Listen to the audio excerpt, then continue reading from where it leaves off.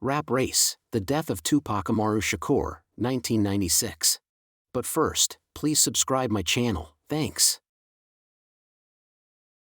In the last 5 years of his life, rapper and actor Tupac Amaru Shakur lived as violently as he died.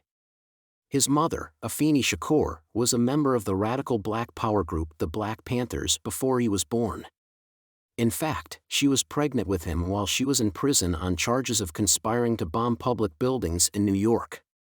She and her co-defendants were acquitted in May 1971, and her son was born the following month on June 16, in New York City.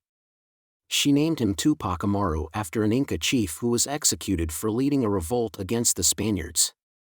In the ensuing years, he and his sister Sekiwa were raised in poverty and at homeless shelters in the Bronx and Harlem as Afeni fought an addiction to crack. Tupac joined an acting troupe in Harlem at the age of 12, which gave him a creative outlet and an emotional escape from the difficulties of his life. He appeared in the play A Raisin in the Sun. When the family moved to Baltimore, Shakur was enrolled in the Baltimore School of the Arts in 1986. He studied ballet and poetry, but acting proved to be where his creativity shone the brightest. He wrote and performed his first rap, which was about gun control, after a friend was shot while playing with guns. Shakur moved again 2 years later when he was 17. This time, he headed to Marin City in Northern California. He dropped out of high school and began selling drugs, but later he earned a general high school equivalency diploma. Shakur's life began to turn around when he joined the Bay Area hip-hop group Digital Underground as a roadie and dancer in 1989. He appeared on the group's 1990 record This Is an EP release and on the Grammy-nominated album Sons of the P in 1991. Shakur gained valuable experience while touring and recording with Digital Underground. Then he launched his own solo rap and acting career when he signed his first record deal in 1991. He was only 20 years old. By the time Shakur had launched his own career, the gang style of rap had taken off in Los Angeles. The lyrics of this type of music reflected a more violent, inner-city lifestyle. His debut album Tupacalypse now sold 500,000 copies and included the singles, Trapped and Brenda's Got a Baby, about the plight of an unwed teenage mother. He also launched a movie career, playing the role of Bishop in the film Juice. Then he appeared in the 1993 film Poetic Justice opposite Janet Jackson and Above the Rim in 1994. He released his second album Strictly for My End, I.G.G.A.Z that same year, selling 1 million copies. That album was followed a year later by Thug Life, Volume 1, an album that Shakur released in collaboration with a group of rappers. Shakur's music explored themes such as gang violence, police brutality, teenage pregnancy, hardship, and racism. As Shakur's recording and acting careers were taking off, however, so were his brushes with the law. He filed a $10 million lawsuit against the police department in Oakland, California, in October 1991, claiming that 2 officers arrested him for jaywalking and assaulted him. His first album, Tupacalypse, now included songs about killing police officers. A teenager who stole a vehicle and shot a Texas state trooper in the spring of 1992 claimed that the album had inspired him to commit the murder. This prompted U.S. Vice President Dan Quayle to publicly denounce Shakur. The youth was convicted in the killing, but the state trooper's widow filed a civil suit against Shakur, Interscope Records, and parent company Time Warner. Shakur was attending a festival marking the 50th anniversary of Marin City, California, when a shootout occurred between his group and some rivals. A member of Shakur's entourage fired a gun, killing 6-year-old Qaid Walker Teal in the crossfire. Police did not lay criminal charges, but the victim's mother filed a civil lawsuit for wrongful death against Shakur and Interscope Records. It was settled out of court in 1995 for a reported $300,000 to $500,000. In 1993, Shakur and his friends were driving after a concert at Clark Atlanta University in Georgia. They nearly hit brothers Mark and Scott Whitwell, who were on foot, and an argument ensued. The police alleged that the 2 brothers were shot and wounded. Shakur was arrested and charged with shooting the 2 off-duty police officers, but witnesses said the rap star and his entourage shot back after the officers in civilian clothes had fired at his car. The charges were dropped for lack of evidence. That same year, Shakur was sentenced to 10 days in jail after allegedly beating up another rapper in Michigan with a baseball bat. The rapper was indicted in November 1993 when a 20-year-old woman accused him and 3 of his friends of sexually assaulting her in the suite of a Manhattan hotel. Shakur was convicted and sentenced in February 1995 to 1.5 to 4 years behind bars. While he was on trial, however, he was shot 5 times in the lobby of a recording studio in Manhattan's Times Square in November 1994.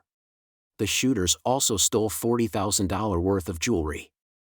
Shakur later blamed rival rapper Notorious B.I.G., also known as Biggie Smalls, as having been involved because he was in the same recording studio at the time. This fueled a rivalry between the two men. As Shakur sat behind bars serving 8 months for sexual assault, he married longtime girlfriend Keisha Morris, but the wedding was later annulled. The rap star's album Me Against the World had just been released and sold 2 million copies, making it to the top spot on the Billboard album chart. Marion Suge Knight, the founder of Death Row Records, paid him a visit in jail and offered him a deal. The company, which had signed some of the West Coast's top hip-hop artists, would put up the $1.4 million bail and, in exchange, Shakur agreed to a 3-record deal with the company. He was released from prison in October 1995 while appealing his sexual assault conviction. Soon after Shakur's release from prison, he wasted no time recording All Eyes on Me, a double CD that sold more than 5 million copies and debuted in the top spot on the music charts. Other projects were underway. He filmed Gridlocked and Gang Related, and he planned to tour in the fall of 1996, with such death row artists as Snoop Doggy Dogg. But luck finally ran out for the man who had the words Thug Life and Outlaw tattooed on his body. On September 6, 1996, Shakur went to a prize fight at the MGM Grand Hotel in Las Vegas with Death Row Records founder Suge Knight. The men were surrounded by bodyguards. The championship fight between boxers Mike Tyson and Bruce Seldon lasted barely 2 minutes. Tyson knocked out his opponent at 8:39 p.m., and at about 8:45 p.m., Shakur and the rest of the Death Row entourage were leaving the match when they became involved in an argument with a young black man. The situation escalated into a fight. The young man was knocked over and then repeatedly kicked and punched. The hotel's security guards quickly intervened to break up the fight.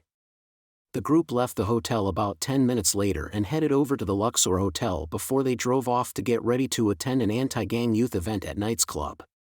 They climbed into Knight's black BMW 750 sedan and drove downtown with Shakur sitting in the passenger seat.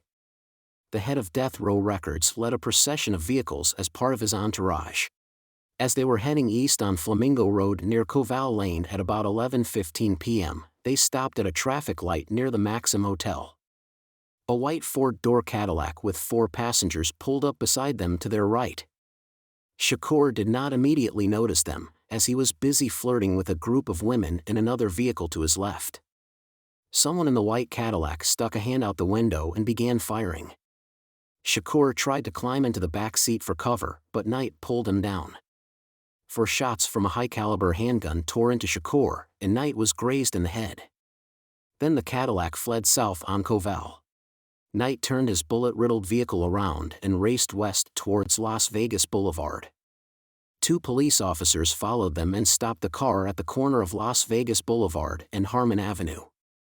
They called an ambulance to rush the 2 men to the University of Nevada Medical Center.